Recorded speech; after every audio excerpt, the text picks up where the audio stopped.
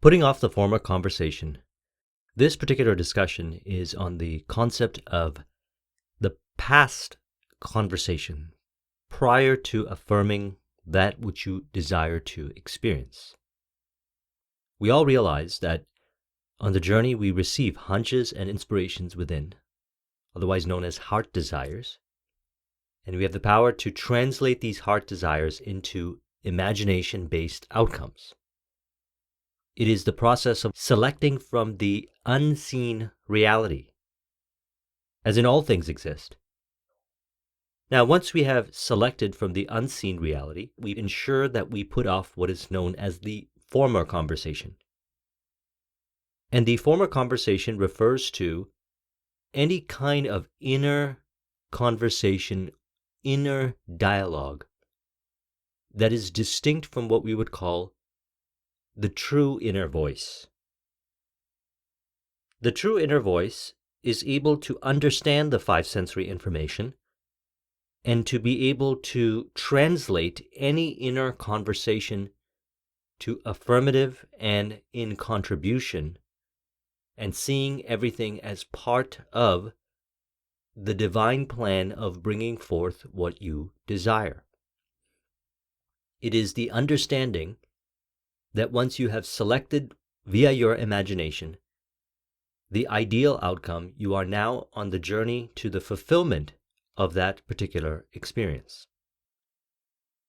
The former conversation can also be referred to as mental chatter or disempowering programming in relation to ourselves, in relation to the vision, in relation to the outer world, screen of space, five sensory stimulus. And this disempowering programming or the mental chatter represents the former conversation, otherwise known as the old man.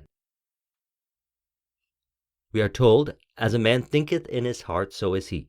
But do we know that man's thinking follows the tracks laid out in his own inner conversations?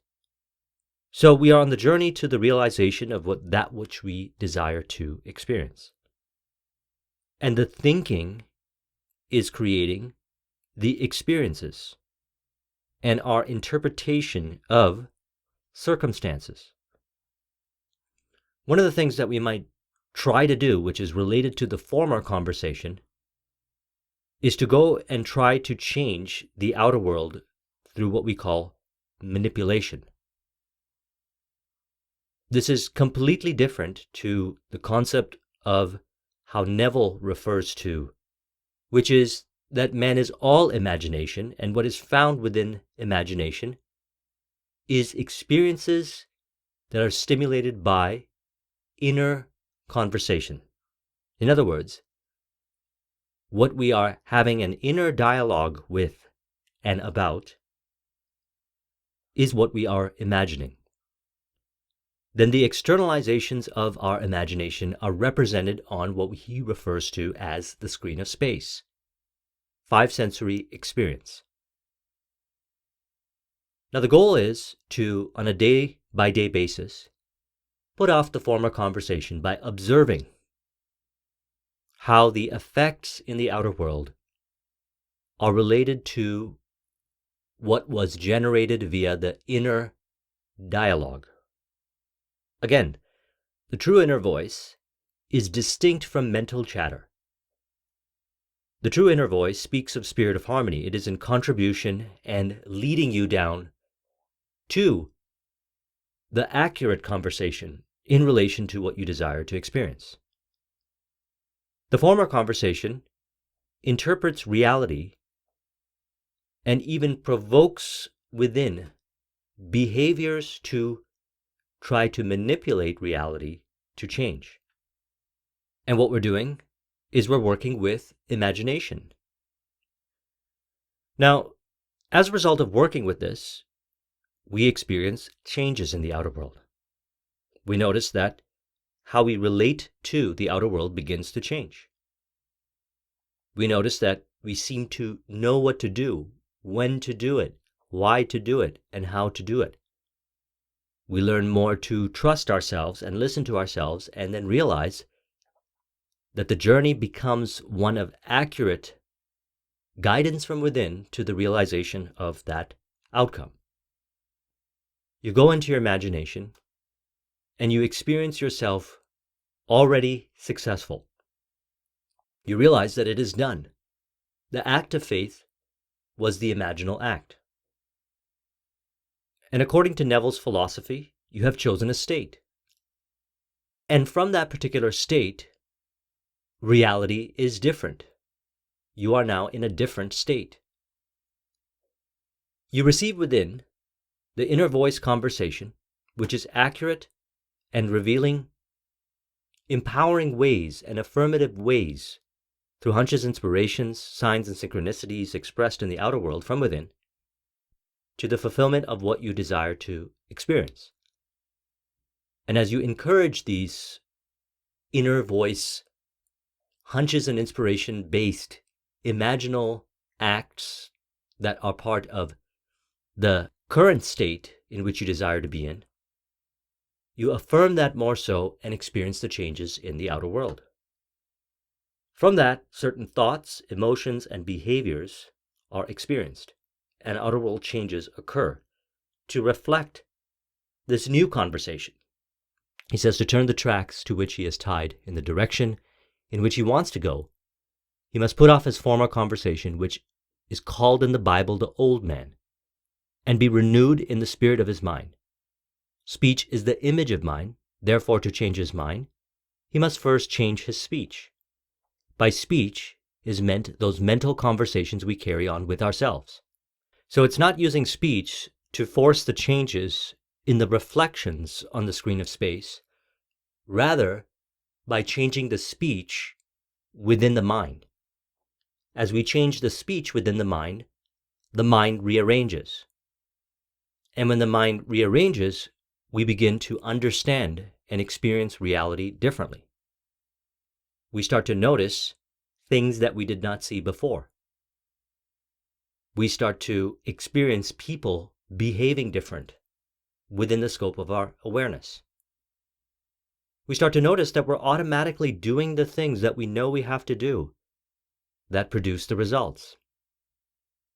And we notice that outer world circumstance and experiences seem to present themselves, which are reflections of changing the speech within, which changes the mind, or accurately put, rearranges the mind. The externalization of mind is experienced on the screen of space. By changing the mind, by rearranging the mind, the externalization changes. He says, the world is a magic circle of infinite possible mental transformations. So the transformations are happening within, where you could say resisting the reactivity, but more accurately put, we are changing our inner voice conversation so we don't feel reactive to the circumstance, to the information, to what is presented in the outer world. Now, this requires cause and effect reflection. One of the ways to do this is to reflect on the experiences that you have each day and observe how prior to having that particular experience, you are having a certain inner conversation. True affirmation to the realization, or what we would call the former conversation. It's distinct. There's a difference between mental chatter and inner voice. The inner voice is found by the way it communicates. It is possible. It is done. All things exist. And when we get the affirmations and the inner voice conversations within from the true inner voice, we can write down these ideas, statements, philosophies, and further affirm them. And as we affirm them, they become the current conversation. And as we maintain this current conversation, which is a form of putting off the former conversation, reality changes. our behaviors change, our thoughts change, our emotional interpretation of five sensory data changes, and people, environment, circumstance, and even information begins to change. If you take a book that you have read and you have integrated the information, and as a result, the mind has rearranged, you will notice that when you go back to the book, after the results have been produced as a result of the mind changing, that it may appear like a different book. This is especially the case when studying some of the deep philosophical and spiritual material, especially the information from Neville. As a result of integration of what we learn, we go back to the information and it reveals even more. When man discovers the creative power of inner talking, he will realize the function and his mission in life. Then he can act to a purpose. Without such knowledge, he is acting unconsciously. Our goal is to bring conscious awareness of what is within our subconscious. And what is within our subconscious is revealed through our inner dialogue. Either the revelation of the true inner voice, which helps you understand your heart desire and affirm the heart desire on the imagination to bring forth, as well as put off the former conversation. And the true inner voice conversation also brings forth what I call the true self, the true identity. Now, we are actually transcendent to identity. We can say, I am this and I am that. I am an entrepreneur. I am Joseph. I am this person and I am that person. We are transcendent to what we say I am to. What we say I am to, we are, we become. And what we're interested in is as a man thinketh in his heart, so is he, which is the true self. One of the reasons why we create goals or we choose to bring forth our heart desire is through the process of realizing the heart desire, we start to automatically and even consciously bring forth conscious awareness to the subconscious, further understanding who we are, and releasing the former conversation, putting off the former conversation. Now, from there, you live a life of purpose. You have discovered your mission in life, and you will find that you'll automatically do your mission. There will be no question about it. Because that former conversation that created unnecessary convolution and complexity no longer questions the heart desires, knows, and receives information based on the accurate inner voice within, and has the power to transform experiences in the five sensory world. What you'll notice is you'll have circumstances or experiences on the journey to creating success. By listening to your true inner voice and discerning from the mental chatter, you don't try to force change in the outer world, you change yourself within. As a result of changing yourself within, the optimal action or inaction shows up.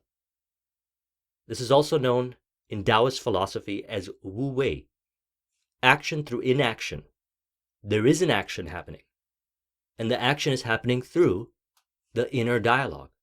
The inner dialogue is imagining reality to be a certain way, which is an accurate representation of what Neville refers to when he says we are all imagination. By changing the inner dialogue, the outer world must conform to that change. So we change it through whatever kind of subconscious modality that we choose to work with.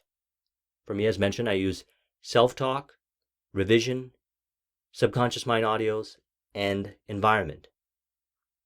All of that is designed to further affirm the true inner voice conversation, and let go of the former conversation, which is disempowering towards ourselves, others, people, environment, circumstance, and information, and anything that shows up on the journey. We know we are identifying with it when we become needy, when we become desperate, when we're noticing that we're trying too hard, when we feel void, frustration, inner conflict. All of that goes away as a result of putting off the former conversation. By changing our interpretation within and further affirming the new interpretation within, which is accurate to bringing forth from the unseen reality that which you desire to experience on the screen of space. He says everything is a manifestation of the mental conversations which go on in us without our being aware of them. But as civilized beings, we must become aware of them and act with a purpose. Act with a purpose means acting from the inner voice conversation, the true inner voice conversation, which is distinct from the former conversation. It's very easy to identify the true inner voice versus the mental chatter. The mental chatter makes you feel stressed out, convoluted, frustrated. The true inner voice reveals, provides the beliefs and assumptions within that are accurate and in alignment with what you desire to experience. When we affirm those inner conversations related to the true inner voice, what we notice is that we automatically, more so each day, act with a purpose, otherwise known as divine will, flow, or autotelic. So we ask within and receive without. The asking is happening within. You ask for the accurate interpretation, and you find the answers without, or you can find them within. You find them without through experiences and conversations that you might have with others, which is yourself externalized, or you find it within through your own inner voice conversations. Can also be experienced through environment, circumstance, information, as symbols or signs in the outer world, or within aspects that reveal what we otherwise refer to as the self-image or the identity. In a way, what we're doing is we're changing the self-image. Now, the self-image a lot of times may be assumed as challenging to change. However, that's based on certain assumptions that we have adhered to that says it's challenging to change. What Neville refers to works extremely well in changing the self-image. More accurately put, aligning with the self-image that is reflective on the screen of space as the outcome. The way to change it is to have the conversation that the self-image would have within. From that, you change. And it expresses as true, authentic expression of that self-image that has changed within. He says, for the solution of all problems lies just in this, the second man. The Lord from the heaven in all of us is trying to become self-conscious in the body, that he may be about his Father's business. What are his labors? To imitate his Father, to become master of the word, master of his inner talking, that they may mold this world of ours into a likeness with the kingdom of love. Our inner conversations represent, in various ways, the world we live in. That's why cause and effect reflection is very important. One of the things that I found works really well is to reflect upon my experiences at the end of each day through the various notes that I've taken throughout the day. And sometimes I take it on my phone. Sometimes I take it on my little journal that I have. And I reflect upon these notes. And these notes are revelations, certain experiences that I had throughout the day, which are externalizations of aspects within myself. And for some reason, I don't understand why that particular circumstance or experience happened. We would call those experiences using Neville's terminology, world of Caesar, or denial of the assumption, or disempowering elements that only appear to hold us back, but they don't hold us back unless we believe that they do. And then what I do is I ask myself, I have a conversation with my true inner voice and say, how can I really look at this? Whatever the circumstances that have showed up. The business deal didn't go through. The person didn't respond in the way that I would have liked them to respond. And I ask myself, what am I assuming about myself in relation to this business deal? What am I assuming about the others involved in the business deal in relation to the business deal and myself? Or what am I assuming about this person? And then through the true inner voice conversation, I find the accurate assumption. I realize what I have been assuming. I found the disempowering programming. So then what I do is I find the true programming within. And I affirm this programming. And as a result of falling asleep to them, I notice that the next day I have changed. My inner conversations are different. Now, when I go and experience a similar interaction, I notice that they respond different. For whatever the reason may be, they have changed. And if I ask them, how did you change? They will present a story to me. Now, the question is then, who did the change? However, the truth is, you are the one creating this reality. You make the change within, and others reflect the change. Now, this works to the accuracy of precision and what we would call diligence of identifying and changing the former conversation. And as mentioned, as we change the former conversation, reality must change. It has always changed. All progress that has been made, and I discussed this in my last video that I did on Florence Scovel Shinn's book, I recommend you watch it. All throughout experience, we can look back and notice that the mental conversations changed, and then as the mental conversations changed, reality changed. Experiences changed. Our inner conversations represent in various ways the world we live in. Our individual worlds are self-revelations of our own inner speech. We are told that every idle word that men shall speak, they shall give account thereof. For by their words they shall be justified, and by their words they shall be condemned. By the inner conversations, either the encouraging of the true inner voice, which is in harmony and contribution to bringing forth what you desire. In other words, having affirmative conversations that this journey is contributing to your destination and changing whatever shows up, that the mental chatter that is riddled with doubt may try to get you to believe. You put off that former conversation. This was also brought up very synchronistically so. I didn't think about putting this video together until today. Also, in the last book discussion that I did, Florence Scovel Shinn's book, where she said in there, the quote from the Bible, "By their words they shall be justified, and by their words they shall be condemned." And it's happening within, and it is externalizing on the screen of space. The prophet said, "Be ye imitators of God as dear children." How would I imitate God?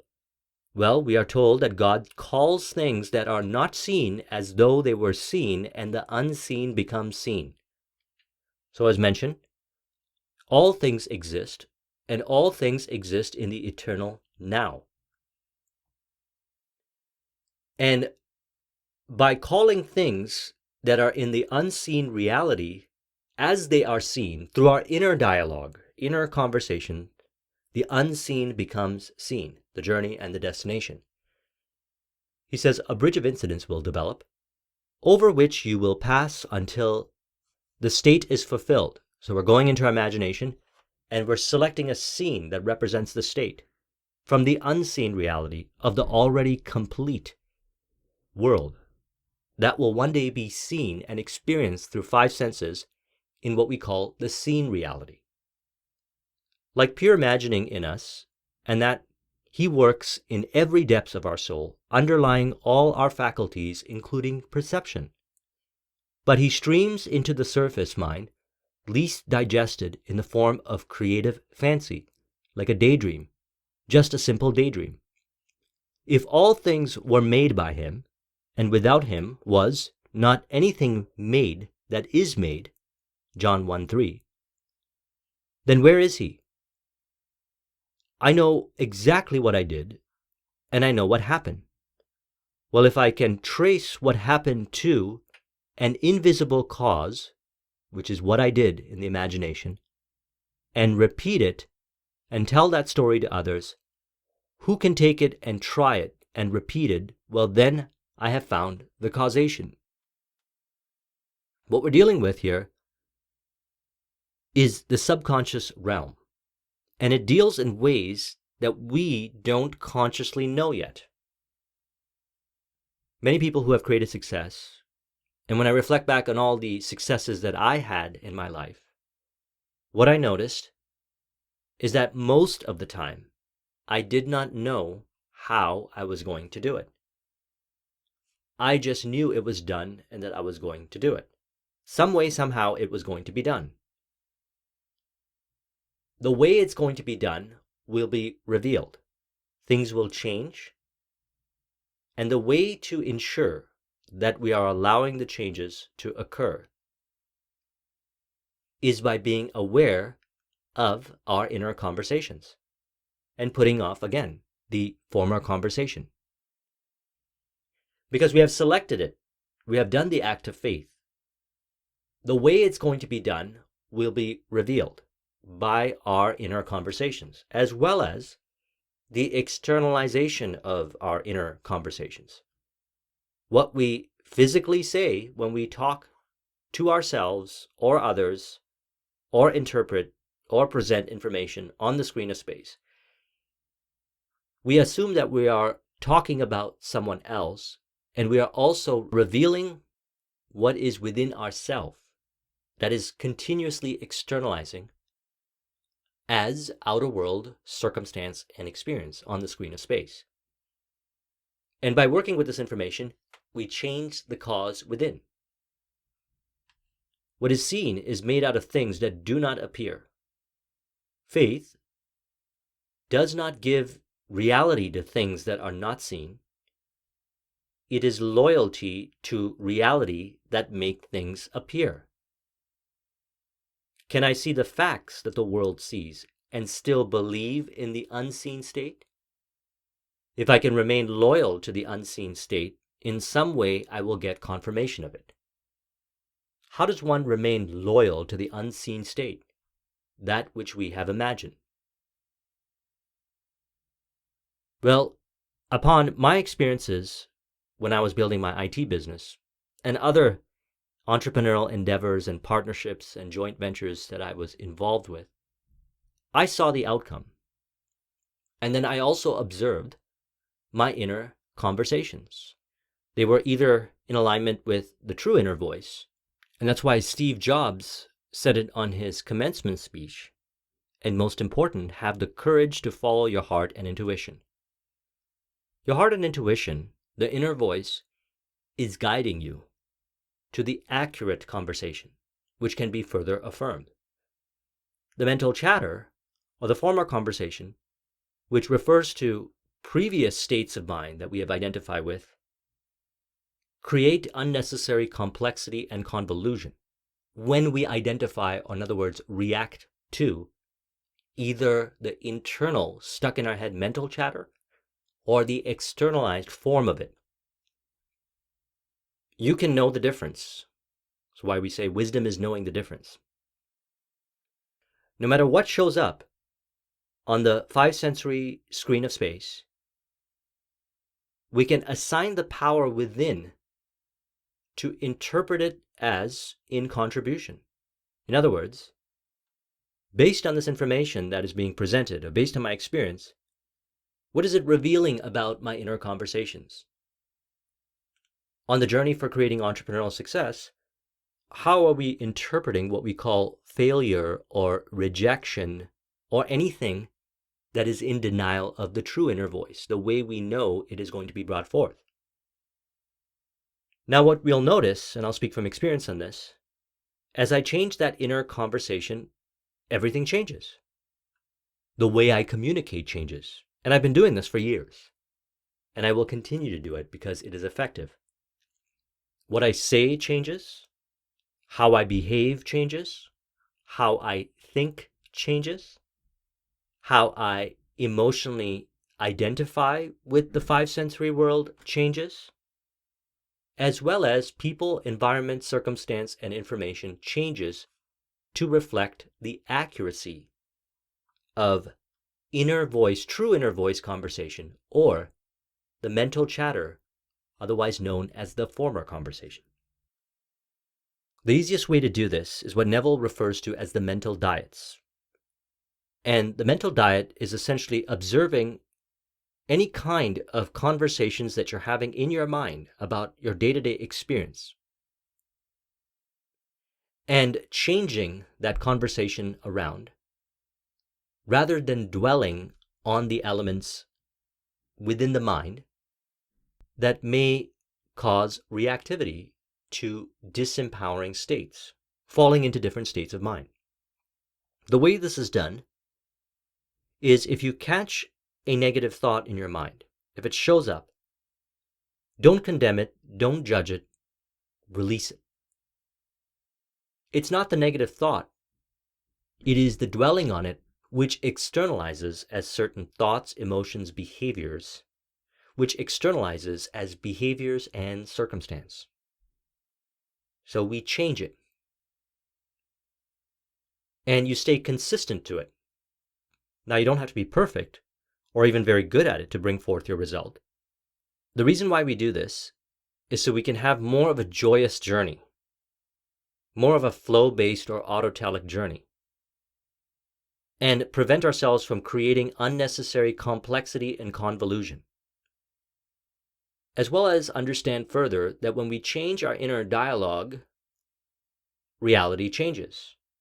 Because then what you'll notice on the way to creating your entrepreneurial success is you won't go out and try to do manipulative things to produce the results. What you'll find is that by changing the conversation, the interpretation, the assumptions, you will find the accurate meaning and the accurate way to produce the results. And the outer world will change to reflect the outcome riddled with higher levels of flow and autotelic to the destination. And all of this is done by putting off the former conversation. If you'd like a copy of this mind map, the link is in the description. Thank you very much for watching. I'll talk to you soon. Take care.